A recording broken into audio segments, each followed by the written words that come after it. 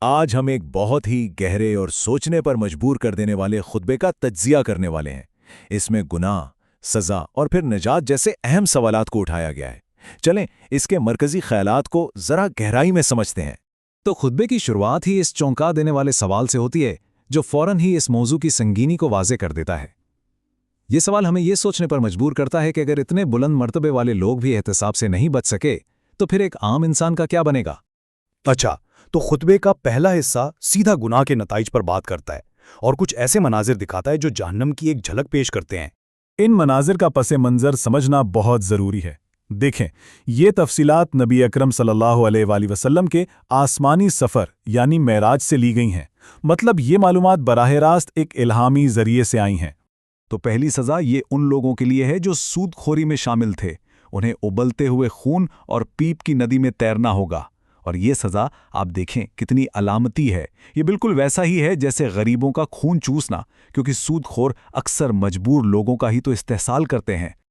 اگلی سزا ان لوگوں کے لیے ہے جو اپنے لباس سے، اپنی زینت سے دوسروں کے دلوں میں گناہ کی خواہش پیدا کرتے ہیں۔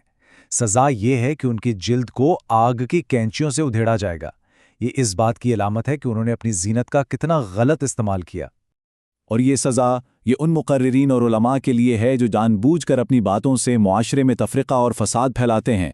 ان کے ہونٹ جو دنیا میں پھوٹ ڈالنے کا ذریعہ تھے، وہی ہونٹ آگ کی کینچیوں سے کاٹ دیے جائیں گے، مطلب عمل کی سیدھی سزا۔ چلیں اب گناہ کے نتائج سے ہٹ کر اس کی اصل وجہ کی طرف آتے ہیں، یعنی یہ دنیا اور آخرت کا موازنہ۔ یہ ایک بہت ہی اہم سوال ہے نا؟ اور یہ ہمیں ایک ایسی مثال کی طرف لے جاتا ہے جو اس مادی دنیا کی حقیقت کو بالکل واضح کر دیتی ہے۔ یہاں نبی اکرم صلی اللہ علیہ وآلہ وسلم کی ایک بڑی خوبصورت مثال استعمال کی گئی ہے۔ ذرا تصور کریں، ایک بہت بڑا سمندر ہے اور آپ اس میں اپنی ایک انگلی ڈبو کر نکالتے ہیں۔ اس انگلی پر جو پانی کا قطرہ لگا رہ گیا ہے نا، وہ یہ دنیا ہے، اور باقی کا پورا سمندر وہ آخرت ہے۔ یہ موازنہ ہمیں بتاتا ہے کہ دنیا کی زندگی آخرت کے مقابلے میں کتنی معمولی ہے۔ خطبے کے مطابق دنیا لفظ کا مطلب ہی ہے سب سے پست چیز۔ یہ ایک ایسا دھوکہ ہے، ایک فریب ہے جو انسان کو اس کے اصل مقصد سے غافل کر دیتا ہے۔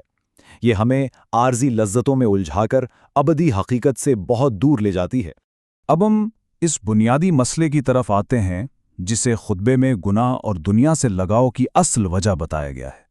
دیکھیں، جہالت کا مطلب صرف پڑھا لکھا نہ ہونا نہیں ہے، بلکہ صحیح اور غلط کی تمیز نہ ہونا ہے۔ اور خطبے میں اسی جہالت کو تمام برائیوں کی جڑ، ان کی ماں قرار دیا گیا ہے، کیونکہ جب انسان کو اپنے عمل کے انجام کا علم ہی نہیں ہوتا تو وہ بہت آسانی سے گناہ کی طرف چلا جاتا ہے۔ دور جاہلیت کی گہرائی کو سمجھنے کے لیے ذرا اس وقت کے مکہ پر ایک نظر ڈالیں۔ سب سے مقدس جگہ کعبہ بتوں سے بھرا ہوا تھا، بیٹیوں کو زندہ دفن کر دیا جاتا تھا، انسانی جان کی کوئی قیمت نہیں تھی، معاشرہ اخلاقی طور پر بالکل تباہی کے دہانے پر کھڑا تھا۔ اور یہ نکتہ یہ بہت ہی اہم ہے۔ اس گہرے بگاڑ کے ماحول میں اللہ کا پہلا حکم نماز یا روزے کا نہیں آیا، نہیں، پہلا حکم تھا اقرا، یعنی پڑھ۔ یہ اس بات کا ثبوت ہے کہ ہر طرح کی اصلاح کی، ہر طرح کی بہتری کی بنیاد علم پر رکھی گئی ہے۔ تو اب ہم آخری حصے کی طرف بڑھتے ہیں۔ یہاں گناہ اور جہالت جیسے مسائل کا ایک بہت ہی طاقتور اور حتمی حل پیش کیا گیا ہے۔ یہ ایک پورا پروسیس ہے۔ تبدیلی کا سفر شروع ہوتا ہے پڑھنے سے علم آتا ہے، علم سے آگاہی پیدا ہوتی ہے، اور یہی آگاہی پھر معاشرتی اور ذاتی اصلاح کی وجہ بنتی ہے۔